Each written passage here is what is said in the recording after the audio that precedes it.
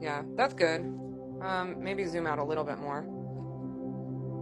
Yeah, and lower it. All right, so we can see there that was March 20th, guys. So, all right, we could just leave it there, Jeremy. So, I was driving home in the car the other day just to kind of share like how this came to me. And I'm driving and I wasn't thinking too hard about this, but we all have a level of understanding that the constellations are for the months. And I've looked into the various time periods, such as tropical time and sidereal time and astronomical time. We know astronomical time is falsehood because they use 13 constellations along the ecliptic, which none of them are in an even order. And if anybody has ever looked into how the Mazzaroth are months, it's 30 degrees for all 12 of them, and then that's how you get to 360. So I'm like, all right, but why do they say for the tropical year, which lines up with the equinox, why do they say that the sun is in Aries? Because when you look up at the sky, what you're actually viewing is the luminaries in sidereal time. So in sidereal time, the sun is in Pisces, and that comes in at our divider day, which is really cool. So sidereal time reflects the outer wheel, where we see the divider day before creation week. However, tropical time reflects the inner wheel, where our seasons are and our months are. And so they say, oh, the sun's in Aries at the equinox. Well, how is that so? And our good sister Adrienne, she has been it has been pressed upon her to look towards the west. And so that kind of like dawned on me as I was driving in my car, and I'm like, well, she says look in the west. What's in the west? And so it just came to me there where I'm like, all right, so we view this sign in the east to begin our years, right? So we're viewing the sun rising at 90 degrees east. We're making our marks all day, and that sun sets at 270 degrees west, and it makes the straight line shadow. And we're like, great, this is hallelujah, it's the first day of our year. And then our witnesses come in. And the first witness that we'll see, which, Jeremy, if you could flip the picture to the very last one I shared with Leo. Sorry to do that to you. Yeah. All right, so right at sunset, this is, I use this app called Sky Tonight, and so we're right at sundown. So I just know when I screenshot this, the sun is in the west. It just went below the horizon, and so I turned to the east. And the first constellation that is rising is Leo, and Leo is, in the story of the Mazzaroth, the sign of the tribe of Judah, and Judah is first in the east. So is this our month?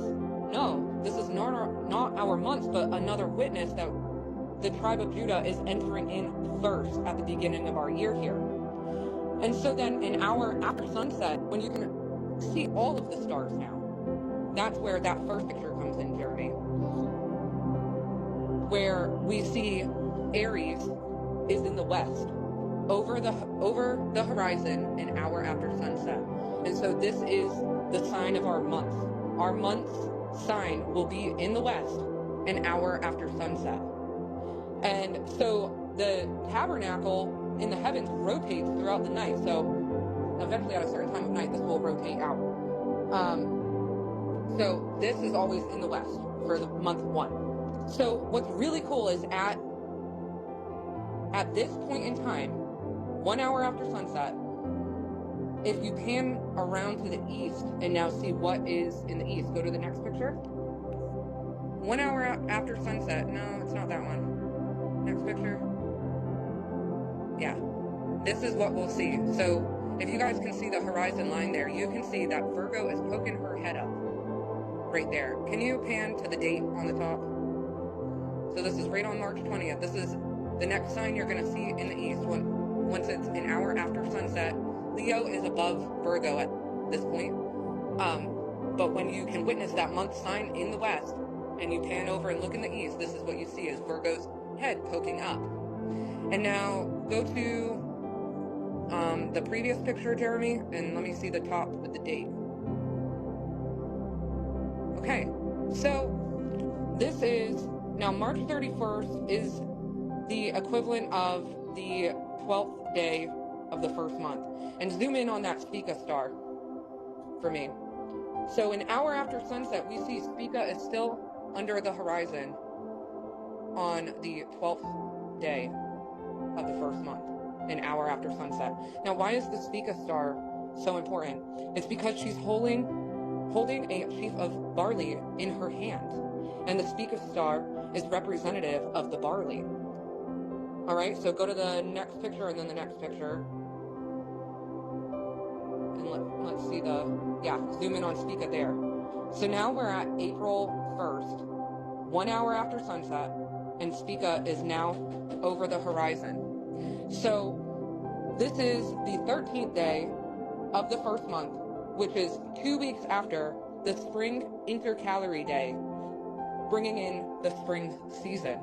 So we see the Spica star over the horizon, ripening the barley. And go to the next picture and zoom in.